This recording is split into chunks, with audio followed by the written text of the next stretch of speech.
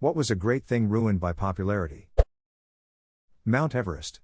Especially since there's only 1 or 2 days a season that people climb, when conditions are optimal. There are literally queues of people waiting to go up some sections, and the overcrowding contributes to the number of deaths there each year. That's before you even start to think about the rubbish trash left up there. The tourism to Mount Everest has become the primary income for a lot of people in that area, so it's not surprising the guides and Sherpas continue to take people up in large numbers, but it does seem sometimes like the numbers are unsustainable and downright dangerous. I've never been there and never will go, but it fascinates me, so I read about it all the time. So much litter at or near the summit and all along the way up. The Sherpas do try to clean what they can, but up in the death zone, every ounce of what you are carrying matters tremendously, so very little can be done to get rid of all the oxygen canisters and things left laying around.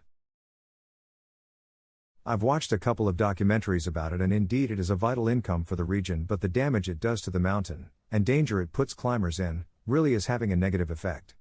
I read that they are bringing in a law that fines people for not bringing down enough trash with them. I appreciate there is vital energy expenditure involved in this, but perhaps the people that can't do this shouldn't really be climbing the mountain in the first place. Yeah, I completely agree. There are certainly a lot of people that shouldn't be anywhere that mountain, but they have enough money that they don't get refused. That's where the problem lies. I've read up on a lot of stories about those Sherpas, and a lot of the time they're basically carrying these underqualified people up to the summit and back, putting their lives in mortal danger several times a year just for a few extra dollars, which they absolutely need. Any restaurant Anthony Bourdain featured in his shows. Even he acknowledged this. These fantastic gems would subsequently be overrun with diners that they suffered from overcrowding and lower standards. Have you ever noticed there's a threshold where a song gets too popular and will live on with the memory of everyone thinking it was overplayed and annoying? Bothies. Basically, they're small cottages in remote parts of the Scottish Highlands that are left unlocked, free to be used for shelter by people traveling the mountains. They're not well furnished or anything, but they act as a freely usable weatherproof shelter for anyone to use in a country where summer usually just means the rain is slightly less frigid. It used to be that they weren't too well known, the hill walking community used them, maintained them, and everyone observed an unwritten code of conduct where you'd make sure to leave it tidy, clean and ready for the next person to use. However, they suddenly experienced an upsurge in awareness, and a lot of them suffered for it. People would go to them so they could have a piss up in a scenic location and leave them covered in rubbish and shit. Literal shit. They're normally refurbished from long abandoned houses and frequently don't have toilets, so they're equipped with a shovel to bury your waste. People seem to think they were free holiday homes that they could just take over. Some people just vandalize them for the fun of it. As a result, they're suffered quite a bit. They should offer shelter from bad weather and a safe place to sleep, but now you have a bunch of entitled, lazy assholes who go and wreck them. That's so sad. We have cabins like that up here in Alaska and the Yukon, but fortunately there are so few people that they are in good shape. Watch your words, or else it will happen to you. Beaches. Once tourism starts, it usually has devastating effects on the flora and fauna. They had to close a beach off from the public in Thailand to give nature time to recover. Edit for grammar. Edit to give more information. I was talking about Maya Bay, which was made famous by the movie The Beach, yes, the one with Leo. Despite its isolation, the bay attracts so many tourists there isn't even any room to lay down on the sand. The bay is closed off until officials believe the coral has rejuvenated sufficiently. They had a similar problem with a poppy reservation a year or so ago. There was a super bloom that resulted in fields of beautiful orange flowers. People kept visiting and taking pictures in the poppies. The problem was that these flowers were rather delicate. If you stepped on a patch too many times, there was a good chance the plants in that patch would die. They had designated paths all along reservation and signs telling people to stay on the path, but they kept ignoring them. There were a ton of dead patches in the poppy fields. There were also a ton of Instagram photos of people laying in patches of poppies. Same thing happening in the tulip fields in the Netherlands. Despite signs telling people to stick to the path, whole groups of people are just laying between the flowers, trampling them to get the perfect picture of themselves surrounded by a sea of tulips.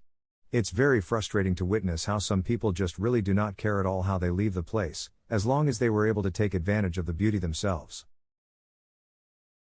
It's very frustrating to witness how some people just really do not care at all how they leave the place, as long as they were able to take advantage of the beauty themselves. You just summed up humanity very nicely with that one sentence.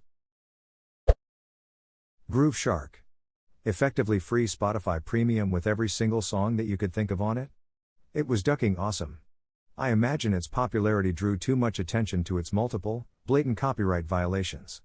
It was fun while it lasted, though. Lindsay Lohan, seriously. Cute and talented actress received way too much popularity with no guidance. Yay, she peaked super fast and then minutes later every time you heard her name it was after something bad had happened. Last year I did the Utah National and State Parks during the early spring off-season, and the measures they are taking to try to accommodate the massive number of visitors during the summer is incredible. Parking, lodging, sanitation, and safety are all becoming problems, and I hope that these places don't become victims of their own popularity. Arches really seems to attract people doing stupid, dangerous shit. The iconic Delicate Arch is like a magnet for morons who don't prepare for the trail, take risky selfies, vandalize and climb on things, and drink in places where there's 360 degrees of cliffs around you. Remember back when your father knew a faster, alternative route around a major traffic jam that actually was faster? Since the handheld availability of real-time traffic data and route optimization by Google Maps, an equilibrium of travel time has established such that everyone knows what's the best route is, and the traffic jam actually takes as long as the alternative route. Most of the historic monuments. The amount of markings all over them makes me sick. There is graffiti left by Roman soldiers and Napoleonic soldiers in Egypt, which was pretty neat to see tbh. Given enough time, graffiti becomes a part of the historical landmark itself. It's a catch-22 caused by an attachment to our own time. We see the landmark as something that needs to be preserved by, for, us, but the reality is we're in just as inconsequential a time of history as any.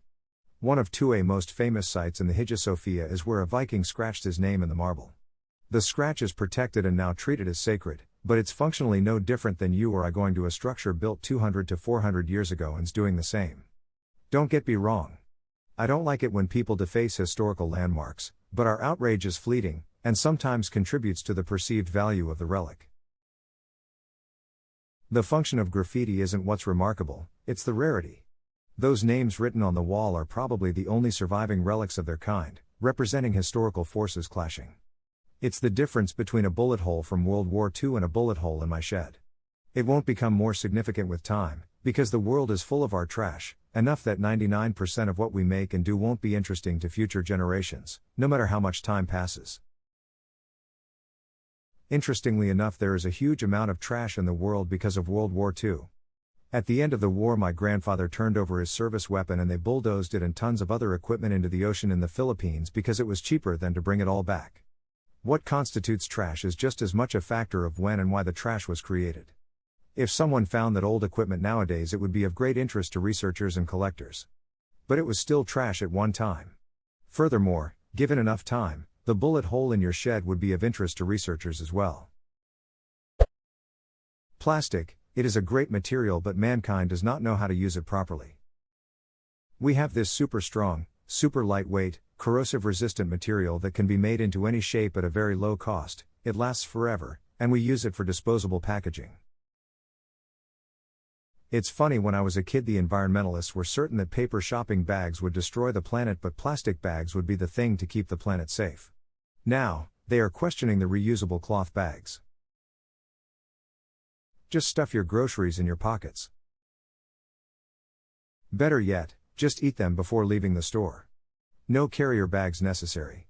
Wait, I think I just invented the restaurant.